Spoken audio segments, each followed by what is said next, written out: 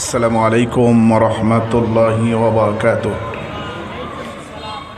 কেমন আছেন সকলে? আলহামদুলিল্লাহ।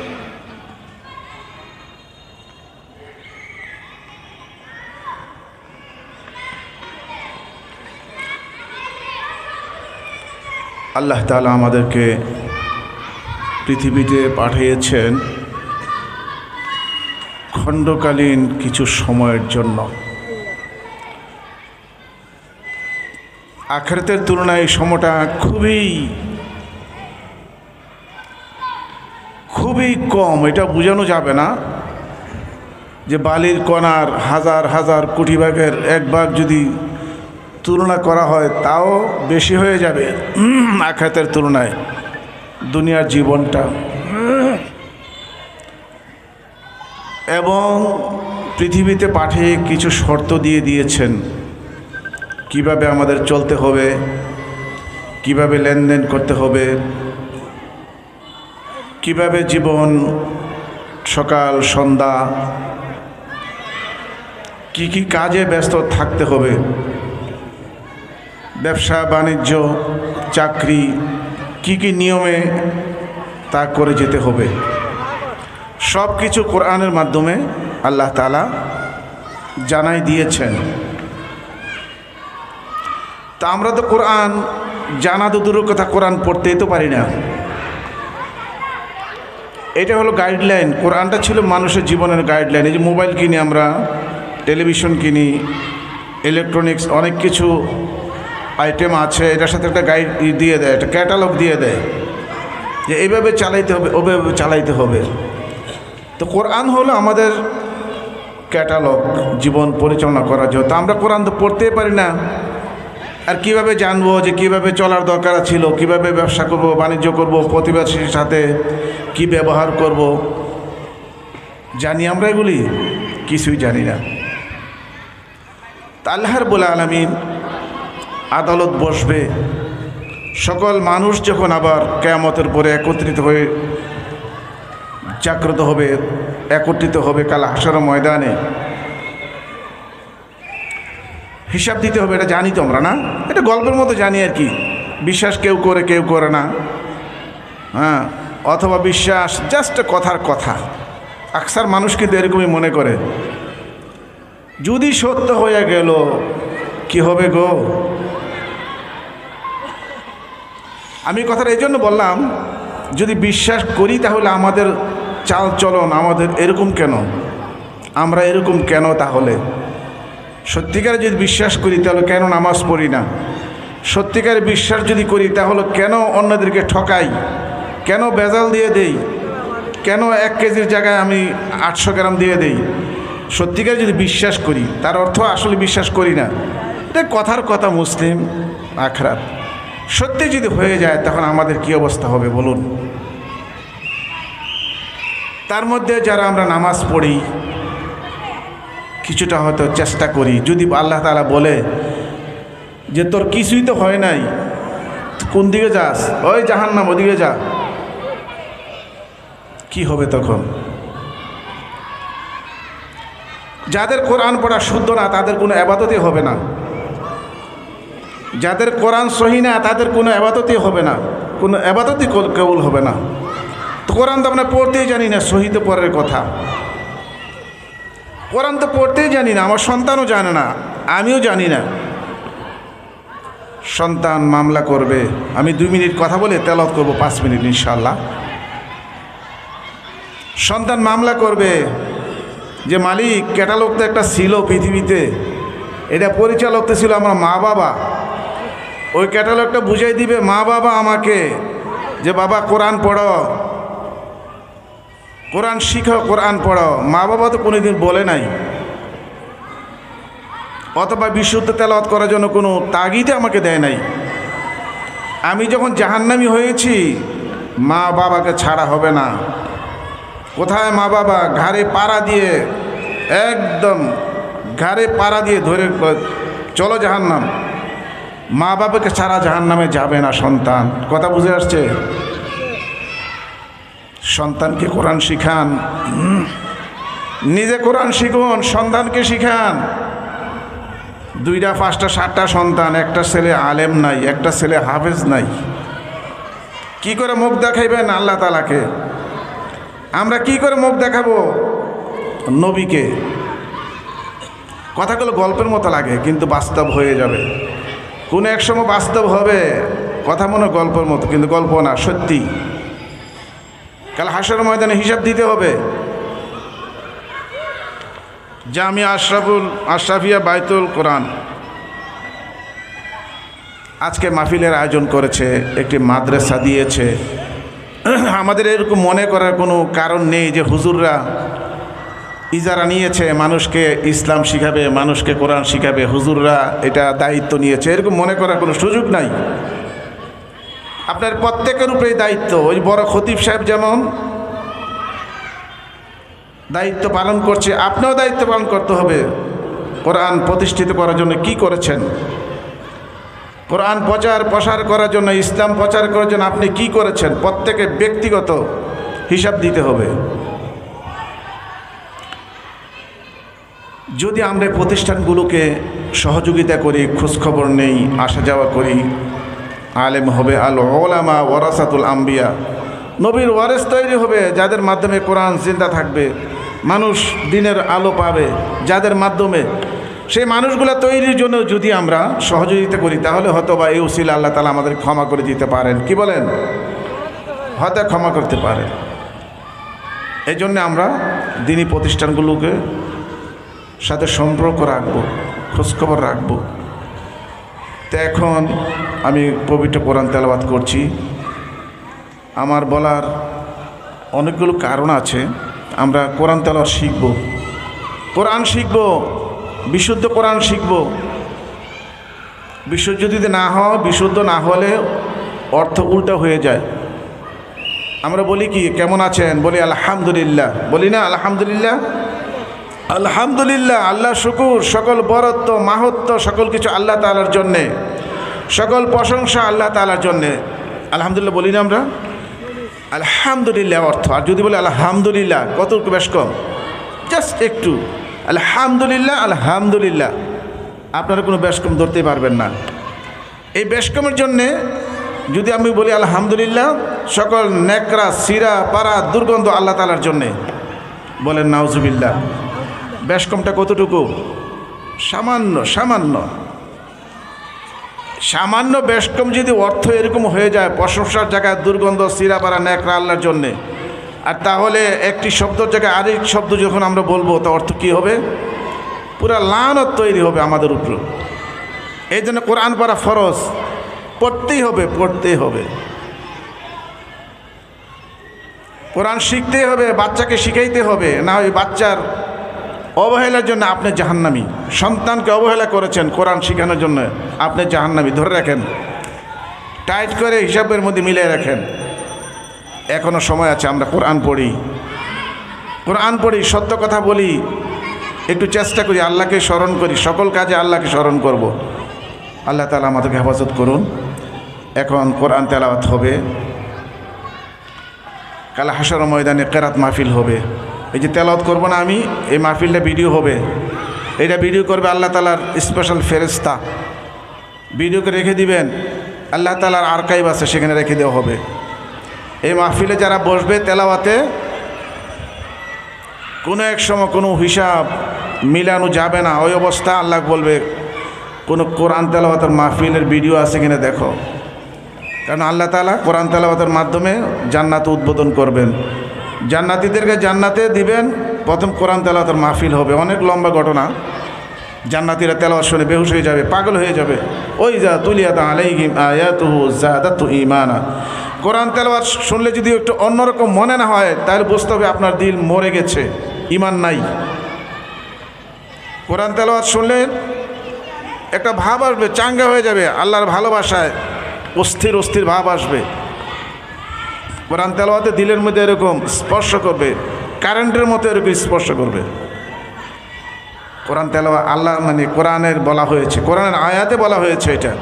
কিন্তু আমাদের ম্যাক্সিমাম কোরআন তেলাওয়াত শুনলে যে অন্য কিছু একই মনে হয়, একই রকম লাগে। কারণ হলো ইমানের মধ্যে অনেক গণ্ডগোল। আমাদের ঈমান আল্লাহ তাআলা তাজা করে দিন, সকল বলুন আমিন।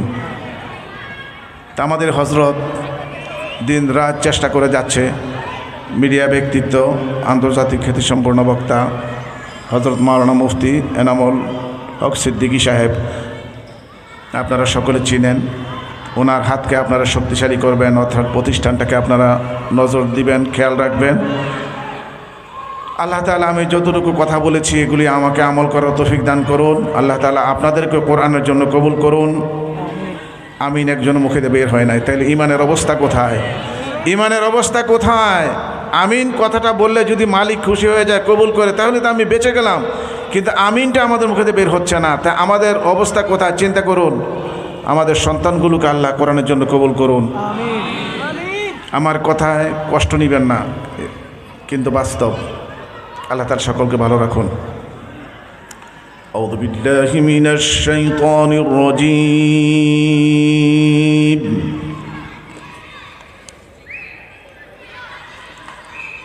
বিসমিল্লাহির রহমানির রহিম।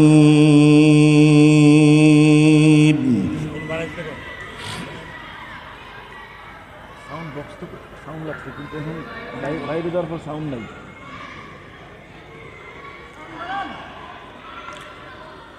الذين يذكرون الله قياما وقعودا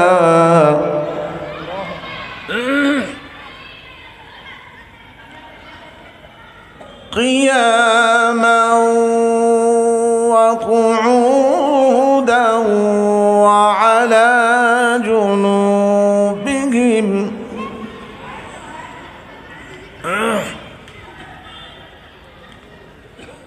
وعلى جنوبهم ويتفكرون في خلق السماوات والأرض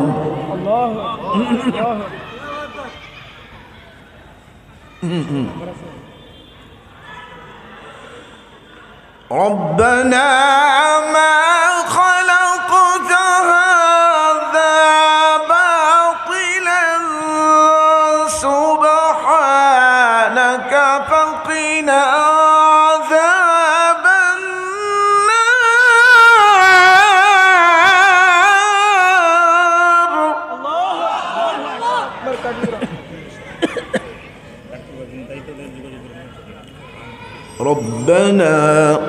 ربنا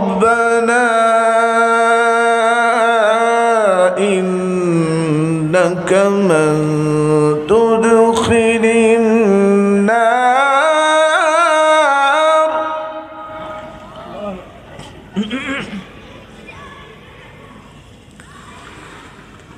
ربنا إنك من تدخل النار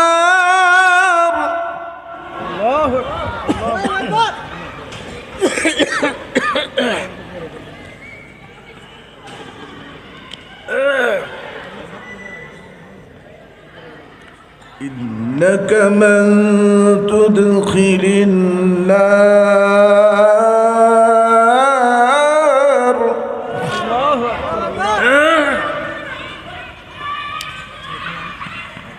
ربنا إنك من تدخل النار فقد أخزيته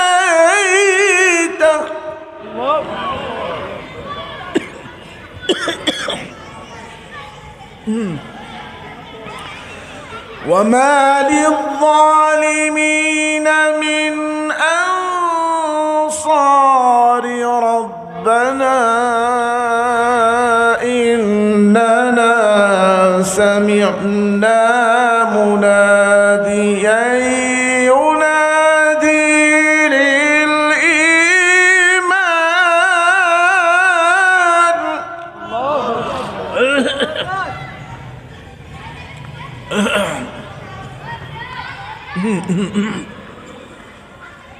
مناديا ينادي للإيمان أن آمنوا بربكم فآمنا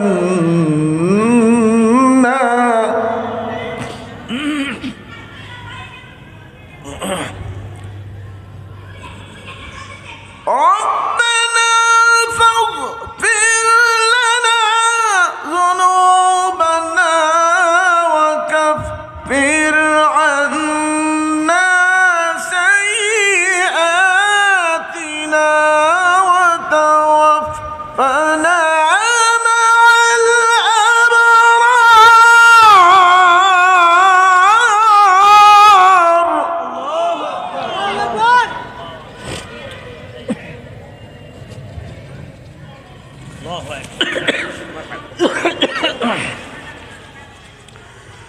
وتوفنا مع الأبرار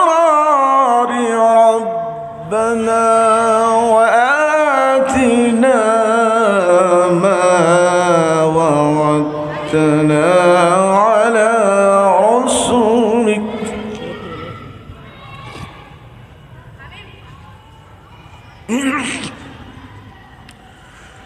ربنا وآتنا ما وعدتنا على رسلك ولا تخزنا يوم القيامة إنك لا تخلف الميعاد.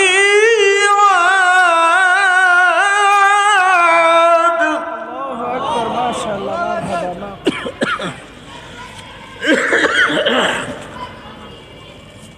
الله أكبر.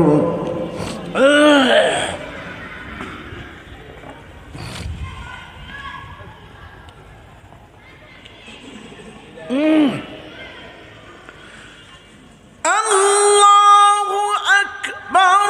بسم الله الرحمن الرحيم. إنا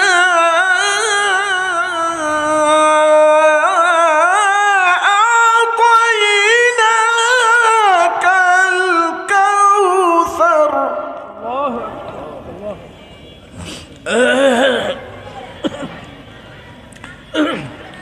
فصل لربك وانحر.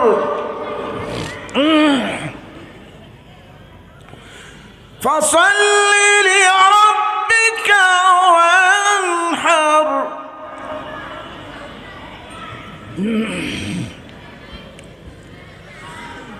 بسم الله الرحمن الرحيم. إنا أعطيناك الكوثر فصل لربك وانحر. إن شانئك هو الأبتر. الله أكبر. ما شاء الله. ما شاء الله الله. بسم الله الرحمن الرحيم. قل هو الله أحد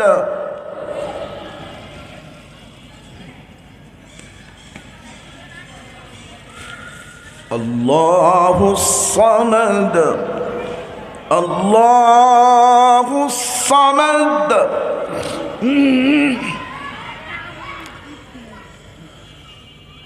بسم الله الرحمن الرحيم. قل هو الله أحد الله الصمد لم يلد ولم يولد ولم يكن له كفوا أحد.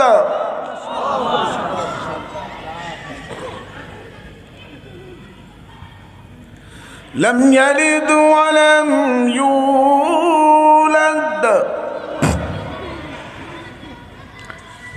قل هو الله أحد الله الصمد لم يلد ولم يولد ولم يكن له كفوا أحد